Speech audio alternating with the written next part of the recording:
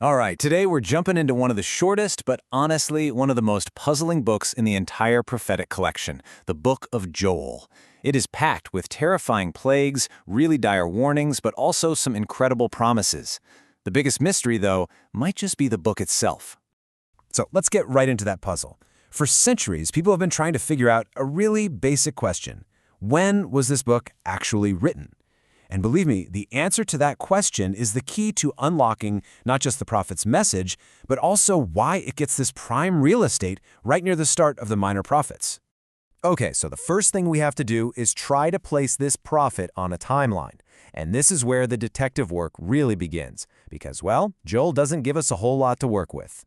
I mean, just look at the sheer range of possibilities here. For a long time, scholars thought Joel might have been written way back in the 9th century BC. That would make him the earliest of all the writing prophets. Others figured, okay, maybe just before the Assyrian invasion, or maybe before the Babylonians came. But today, the consensus has shifted a lot. Most scholars now think he wrote much, much later, around 500 BC, after the exile. So why all the confusion? Well, the book just doesn't give us those easy historical markers. You know, unlike other prophets, there's no little intro that says, in the days of King so-and-so. In fact, no king is mentioned at all. And Joel himself, he's basically a ghost. We don't hear about him anywhere else. Yeah, there are some little hints, like a mention of Israel being scattered and trade with the Greeks, but everyone argues about what those mean.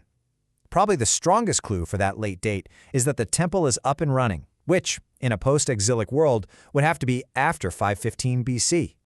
But here's the thing, whether he wrote early or late, Joel's message just explodes onto the scene with this immediate, terrifying crisis. And it wasn't a foreign army or a political scandal.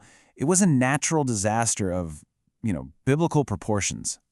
You can just feel the devastation in his words here. He uses 4 different terms for locusts, not because he's trying to be a scientist, but to paint this picture of relentless, absolute destruction. Wave after wave after wave. When they were done, there was nothing left, a complete agricultural wipeout. And to put this into perspective, and this is wild, National Geographic says a big locust swarm can have 40 to 80 million insects in less than half a square mile. A swarm that size could eat 423 million pounds of plants every single day. This wasn't just a bad harvest. This was an existential threat. But here's the crucial turn. Joel sees this unbelievable plague and he says, "You think this is bad? This isn't the real disaster." For him, this whole thing is a divine warning shot, a sign that something much, much worse is coming. He calls this coming event the Day of the Lord. Now, this is a huge theme you see all over the prophets. It's not one single 24-hour day. It's a period of intense, direct divine judgment. Joel is warning that as awful as the locusts were, a human army, acting as God's judgment, is on its way, and it will be even more destructive. So, faced with this double whammy, a plague that just happened and an invasion that's about to, Joel gives this powerful call to the nation. And what happens next? Well, this is what makes the book of Joel so incredibly unique. This is the absolute core of his message. Joel says he's not interested in just outward shows. Tearing your clothes was a common way to show grief, but he's saying God wants something deeper. He's looking for torn hearts. He's calling for real, genuine, nationwide repentance. And this verse right here, this is the pivot for the entire book. Everything before this verse is judgment, disaster, warning. Everything after it is mercy, restoration, and blessing.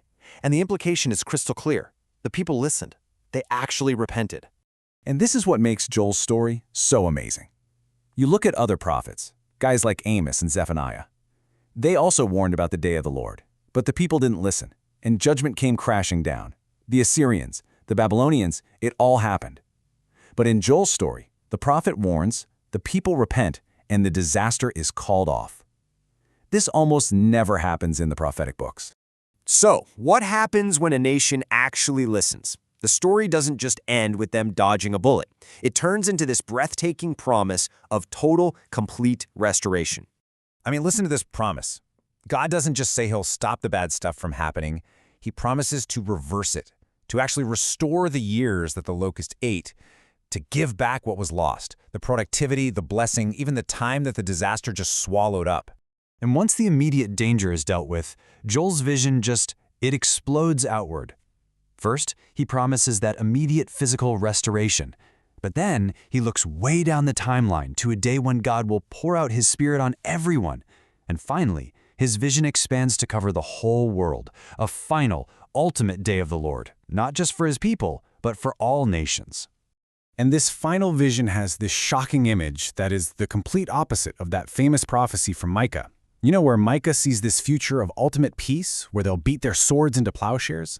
Joel sees the conflict before that peace, a time where nations will actually turn their farming tools into weapons for one last big confrontation. Okay, so all of this brings us right back to our original puzzle. If Joel was probably written late after the exile, why on earth is he placed so early, second in line among the 12 minor prophets? The answer, it turns out, has nothing to do with when he lived. It has everything to do with his message. The editors of the prophetic collection put Joel right here for a very specific thematic reason. So how does that work? Well, think of Joel as laying down some of the key tracks that the later prophets are going to run on. The day of the Lord, that's a huge theme for Amos and Zephaniah. The image of God roaring from Zion leads directly into the book of Amos, which is next. And his call to repent is the perfect response to the broken relationship described in Hosea, the book right before it. Joel basically sets the stage. But here is the most important reason for his placement. Joel's story is the ideal. It's the positive example. It's the story of what God wanted all along, for his people to hear the warning, to turn back, and to experience restoration instead of judgment.